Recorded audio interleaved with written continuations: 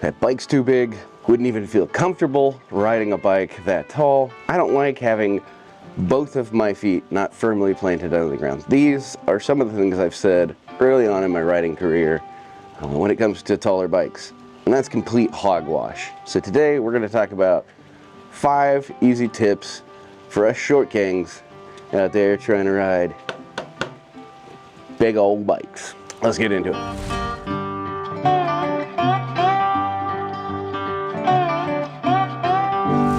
What's up guys, Bo here, YankiRides. Just to set some foundational information so that you know, I am 5'7".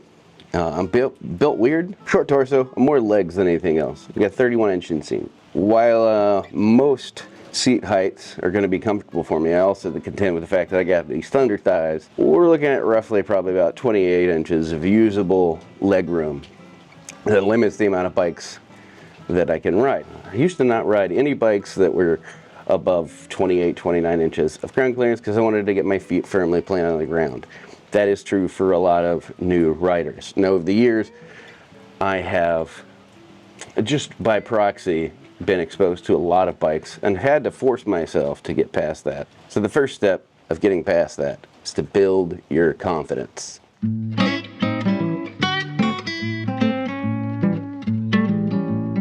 I know it can get really uneasy and you can be unsure of yourself when you're approaching tall bikes like my Tiger 900 here. But the first step is going to be okay with being uncomfortable. It's not going to be easy at first. There's going to be a long period where you're uncomfortable approaching a bike this large. Push past that fear and the intimidation of these taller bikes. I know that's sometimes easier said than done, but there's a few things that you can do to kind of help yourself get used to the fact that not every bike is going to fit you just right.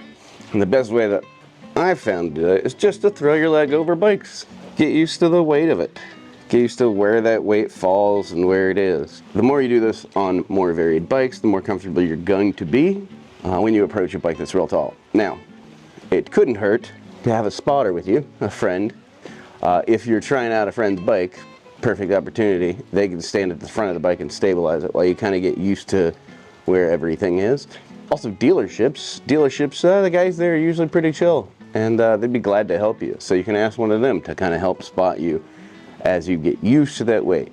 If you do this enough, in a few weeks, you'll be used to the different feel of different bikes. I always, no matter what bike it is, I do this. I get on it and I kind of feel where everything wants to sit naturally. It's a good way to get used to it. I don't know if you guys can see this, my toes are just barely touching the ground. Like I said, at least for me, it took a few weeks, but constantly trying out new bikes and just throwing my leg over bikes and dealerships and stuff like that helped me push past that. I am not going to be able to ride that fear of getting on a new and taller bike.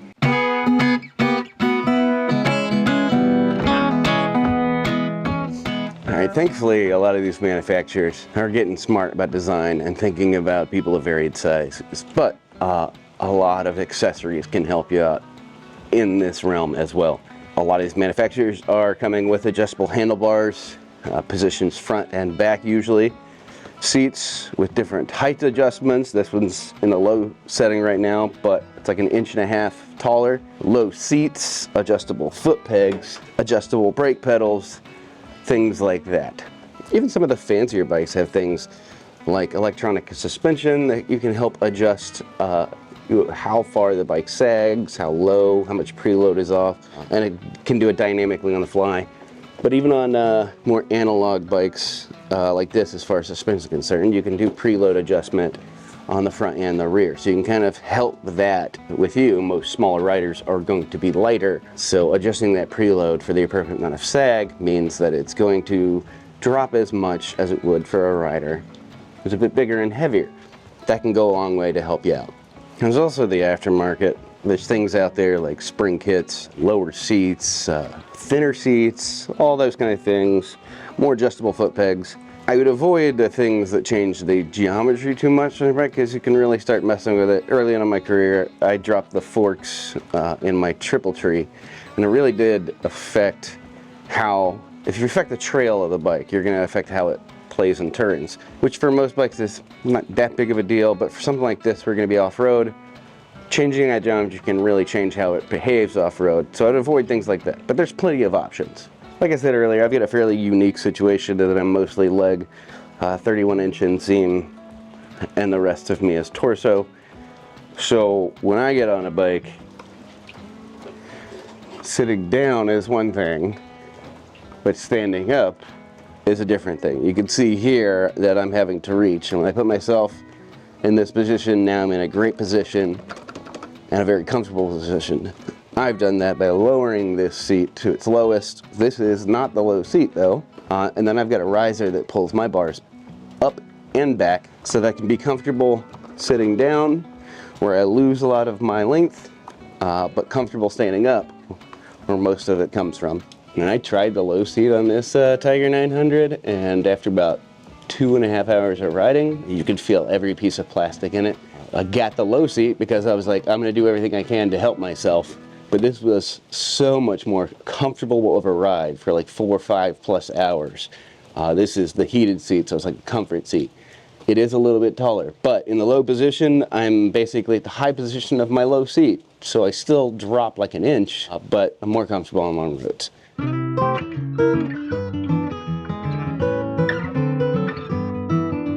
And we'd all love to be able to put both feet on the ground. It is more comfortable, not gonna lie, but that's just not in the cards for us.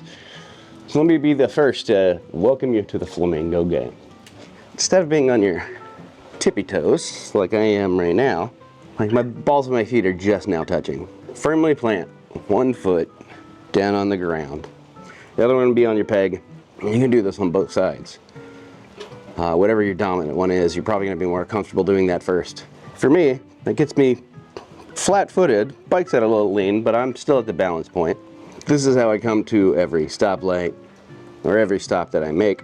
And you can practice doing this and switching feet. So when you come to a stop and you put your foot down, I'm not putting my whole foot down, I'm just putting it on the balance point and getting as much of my foot down as I want. Now, if I'm at a stoplight, I can then scooch my butt a little bit, propping my leg up, making sure that this bike is firmly planted where it needs to be. You can even scooch a little bit further depending on how much inseam you got. There you go. I've got almost all of my weight on that one leg, but the bike's at its balance point, so it feels extremely light.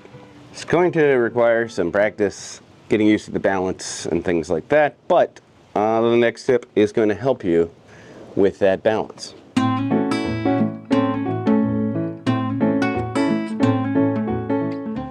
That's something I do, like I said, on every bike that I get on, is to play with it. Kind of tipping it side to side, see where that balance is. This is a good thing to practice on your own bike, but you can find where that balance point is and where it wants to tip over, and get really comfortable with switching feet, finding where it wants to tip. You can also do this off bike. Take it off the kickstand, let it sit kind of under its own weight, and you can kind of feel where all the weight wants to come over. Now, being this is a tall and heavily laden adventure bike with a giant gas tank, it wants to tip over pretty quickly. Every bike's going to be different. In my experience, this Tiger is a little bit more top heavy than other bikes that I've ridden in the category, but it's still very manageable. Now, keeping with the Flamingo gang, you can plant this, find that balance point, push off, and just kind of play with it. We're kind of putting a couple of these practices into one and finding where it wants to tip. Changing this angle can also, or the handlebar can also kind of change where all that weight wants to tip. Much more there. Another thing you do for balance is you can try to get off the bike without putting the kickstand down. Once you get used to that weight, you can pretty much do everything you need to do with the bike sitting straight up. You can practice all this in your garage, or in my case, carport. The risk of dropping your bike is going to never really go away, but at least here, you're not moving, you're not in the middle of the road, so it's kind of safe, a safe place to try these things out. Start slowly, slow, strong movements, and then build your way up to little quick jerks and stuff like that, changing the handlebars, try getting on and off like I showed you. and you'll have the idea of where your bike specifically has its balance.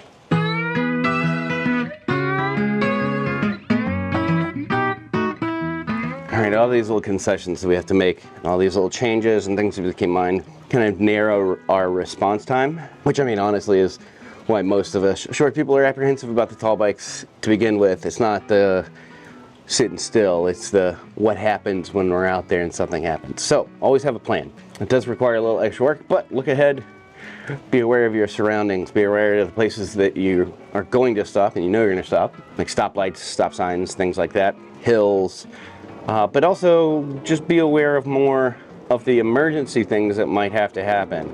Scanning ahead a little bit further, a little bit more intensely, can really help you kind of plan, okay, if I have to stop here, this is what I'll do. And this goes doubly true for off-road. Looking around and going like, okay, I'm coming to a stop, there's a rutted out spot on my left side, I'm gonna have to plant on the right side. Things like that. Also be aware of the road conditions. Oil on the street, loose gravel, rocks, ruts, broken terrain, things like that. And just plan for your stop a little bit further ahead than you normally would. And plan for emergency stops too. If all else fails, and if you gotta bail, you're just gonna bail. Drop your bike, it's gonna be alright. Mostly. And better it than you. Use that terrain to your advantage. Plenty of times that I've come up to a stoplight, pull it a little bit farther left so I can put my foot up on the curb. Maybe there's a camber on the hill. Just, you know, use one side, the high side, to plant that foot down. These tricks do require a little bit more of your body and your brain to do. So it does get tiring. So it's nice to have something that can help you kind of alleviate that. So look for things to use.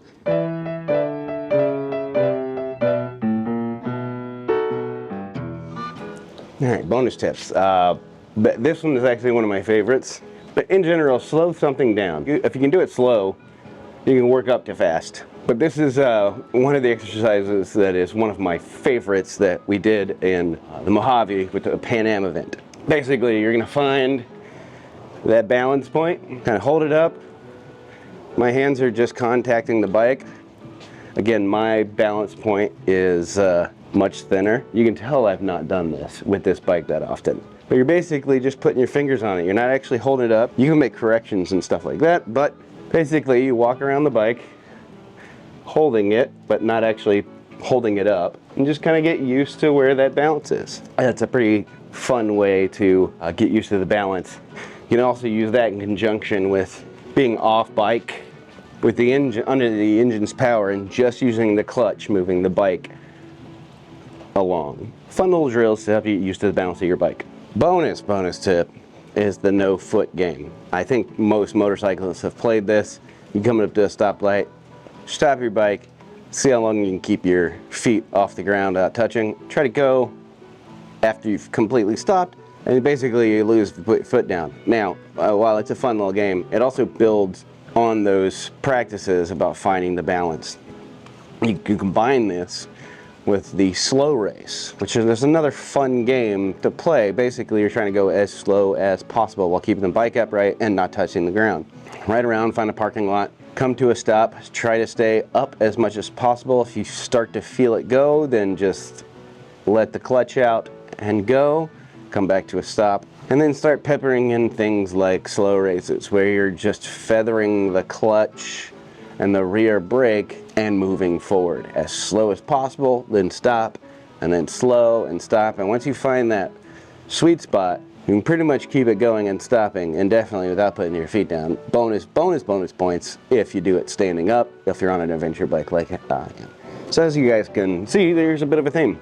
It's not the going that is the problem for shorter riders, it's the stopping. So that's why I tell people to practice these things, because no matter how tall you are, once you're moving, it doesn't matter if your feet can touch the ground.